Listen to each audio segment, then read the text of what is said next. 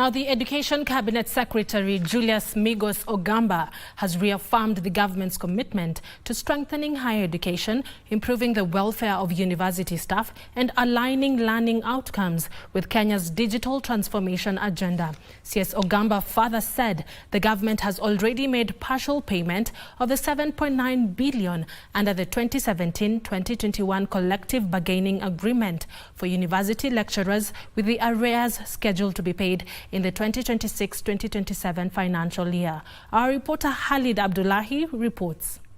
The government has moved to clear part of the long-standing salary arrears for university lecturers, marking a critical step towards stabilizing the higher education sector and resolving industrial strife that has severely affected learning in the past 1 year.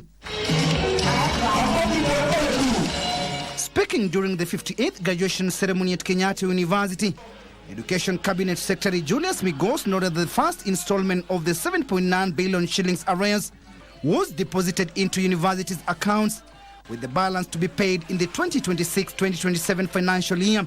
The first installment of the 7.7 billion of 3.8, which was due to be settled by the 31st of December 2025, has already been paid.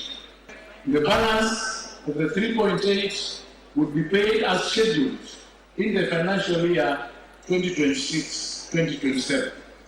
He said the move demonstrates the administration's goodwill in honoring agreements and promote industrial harmony in public universities. We are resolute in our commitments to fast-track the negotiations and conclusion of the 2025-2029 collective bargaining agreements. We must and we will break this cycle of industrial strife and build an environment of trust and harmony in our institutions, all the way from basic education to higher education. During the ceremony, Ogamba also announced that the placement of students into universities and colleges will be released by today.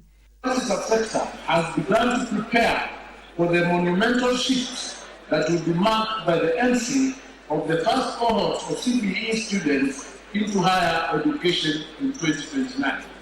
These are the students who are being transitioned to grade 10 by January 2026. They are being placed today, and by noon today, we will start checking to know which schools they are going to.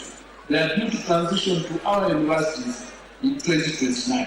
Following the official release of the Kenya Junior School Education Assessment results, he noted that the timely release reflects the ministry's commitment to efficiency, transparency, and a smooth transition for learners to the next level of education.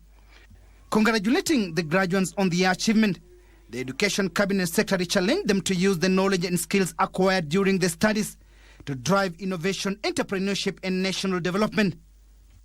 The government's vision is to see our universities move beyond simply using digital tools and instead to actively shaping the digital future of Kenya and the region at large. Among who are conferred is Kiaru Member of Parliament Ndindi Nyoro, who graduated with a Master of Economics in Policy and Management, marking his second master's degree with a span of months.